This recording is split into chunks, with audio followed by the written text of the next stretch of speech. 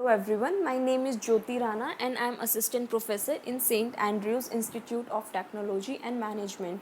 In my previous lecture, I told you about the computer network and about the transmission media. And today we are going to start a new topic, that is wireless communication. Wireless communication. So there are some of the examples of my wireless communication like TV, radio, FM, Wi-Fi, satellite, radar system. Wireless communication. So in my previous lecture I told you about transmission media and it is of two types, wired and wireless. Wired को हम guided and unwired या wireless को हम unguided media भी बोलते हैं. ठीक है, तो जो अनगाइडेड मीडिया या फिर वायरलेस मीडिया था, सेम उसके बारे में हम फर्दर यहाँ पर स्टडी कर लेंगे इन wireless communication. So wireless communication is the fastest growing and most vibrant technological area in the communication field. Wireless communication is the method of transmitting information from one point to another without using any connection like wires, cables or any physical media. So wireless communication आज के time पे सबसे fastest growing communication है हमारी हर field में, technological हर field में wireless communication most fastest growing medium है. Generally, in communication system, information is transmitted from transmitter to receiver that are placed over limited distance. But with the help of wireless communication, the transmitter and receiver can be placed anywhere between few meters to kilometers.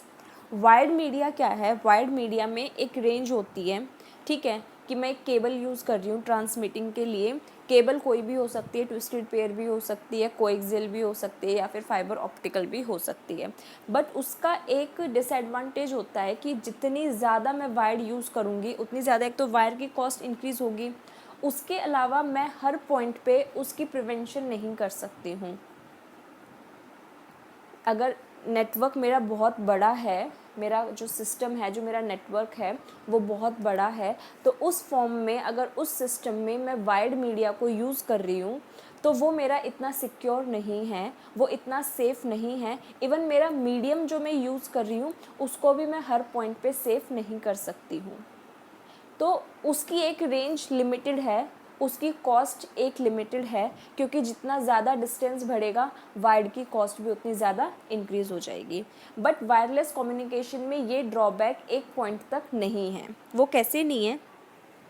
Communication system can be wired और wireless and the medium use for communication can be guided और unguided.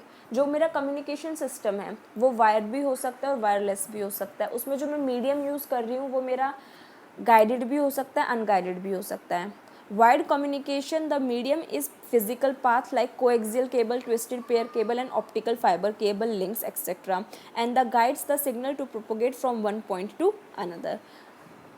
तो wired communication में क्या होता है कि जो medium होता है वो एक फिजिकल पाथ होता है, जैसा कि मैंने पहले बताया कि वो कोएक्सियल केबल भी हो सकती है, ट्विस्टेड पेयर भी हो सकती है, फिर ऑप्टिकल फाइबर लिंक भी हो सकते हैं. Which guides the signal to propagate from one point to another. जो सिग्नल को गाइड करते हैं कि वो सेंडिंग एंड से यहाँ गया, यहाँ से जाएगा और रिसीविंग एंड पे ही जो उसका रिसीविंग एंड है वही उसको रिसीव करेगा. ठीक है, तो उसमें एक point two point sending end receiving होती है, पॉइंट टू पॉइंट उसमें ट्रांसमिटिंग होती है. Such type of medium is called guided medium. On the other hand, wireless communication does not require any physical medium but propagates the signal through space. अब second है मेरा wireless medium. Wireless medium के लिए मुझे कोई physical medium नहीं चाहिए data को ट्रांसमिट करने के लिए, ठीक है. In it my signals can transmit in space. Since space only allows for signal transmission without any guidance, the medium used in wireless communication is called unguided medium. If there is no physical medium, then how does wireless communication transmit signal? Yes, जब कोई physical medium ही नहीं है तो wireless communication data को transmit कर कैसे रहा है? Even though there are no cables used in wireless communication, the transmission and the reception of signals is accomplished with antennas.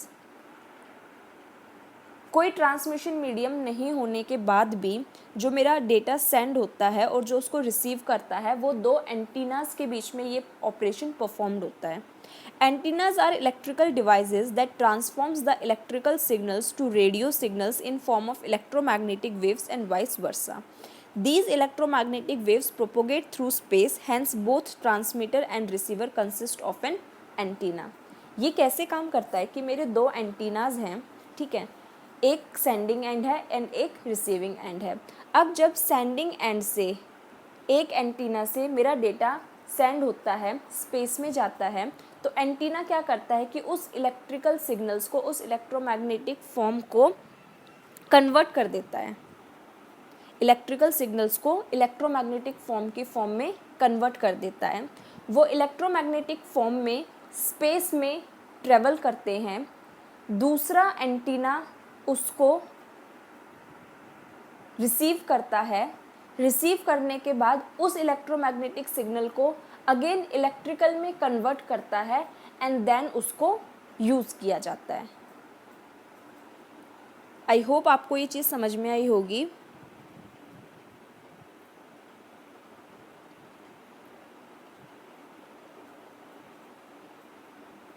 ये मेरा कैसे काम करता है, लाइक ये मेरे दो एंटीनाज हैं, ठीक है. अब ये एक एंटीना क्या है, ये मेरा स्पेस है, दिस इज़ माई स्पेस. अब ये एंटीना क्या करेगा कि मेरे इलेक्ट्रिकल सिग्नल को इलेक्ट्रोमैग्नेटिक्स में कन्वर्ट करेगा. अभी मेरी इलेक्ट्रोमैग्नेटिक वेव्स इस स्पेस में ट्रैवल करेंगी और ये वाला एंटीना इस इलेक्ट्रोमैग्नेटिक को रिसीव करके अगेन इलेक्ट्रिकल सिग्नल्स में कन्वर्ट करके उसको फर्दर यूज़ करेगा. और वायरलेस कम्युनिकेशन में मेरा जो मीडियम जो ट्रैवलिंग है डेटा की, वो इसी फॉर्म में होती है.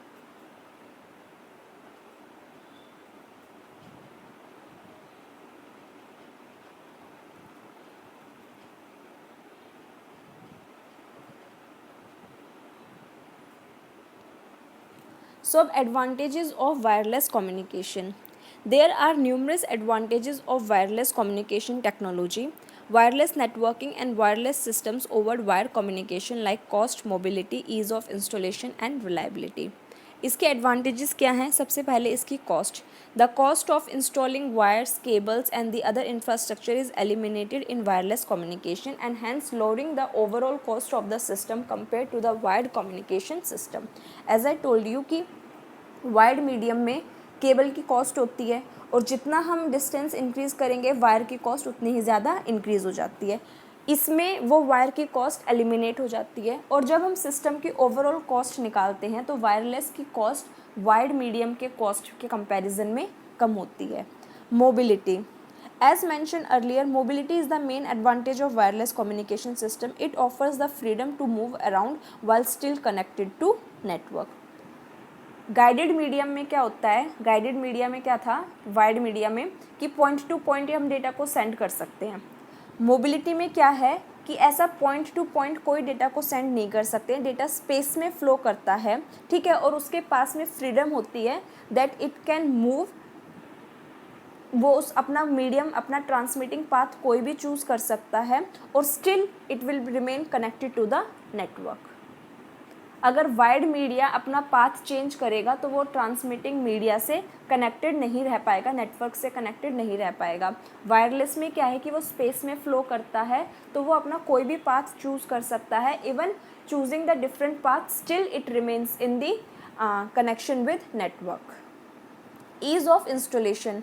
The setup and installation of wireless communication networks, equipment and infrastructure is very easy as we do not worry about the hassle of cables. ये easy है इंस्टॉल करना क्योंकि इसमें मुझे कोई केबल्स इंस्टॉल नहीं करनी है. I have to only install antennas in it. Also, the time required to set up a wireless communication like Wi-Fi network, for example, it is very less when compared to setting up a full cable network. Reliability. Since there are no cables and wires involved in wireless communication, there is no chance of communication failure due to damage of these cables, which may be caused by environmental conditions.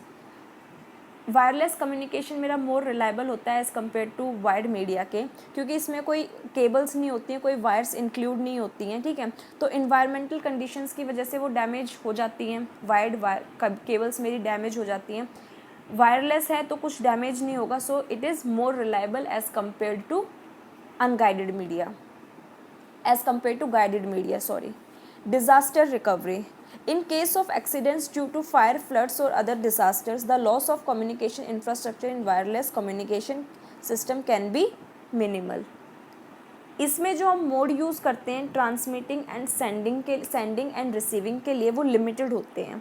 तो अगर disaster occurring के time पे वो damage भी हो जाते हैं तो हम उसको ईजिली रिकवर कर सकते हैं एट मिनिमल कॉस्ट।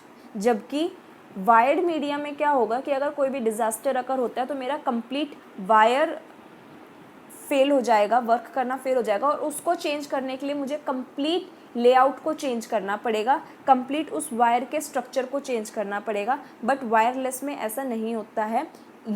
इसमें हम डिज़ास्टर में ईजिली इसको रिकवर कर सकते हैं डिज़ास्टर कंडीशंस में। डिसएडवांटेजेस क्या होते हैं इसके? Interference. Wireless communication system use open space as the medium for transmitting signals. As a result, there is a huge chance in that radio signals from one wireless communication system or network might interfere with other signals.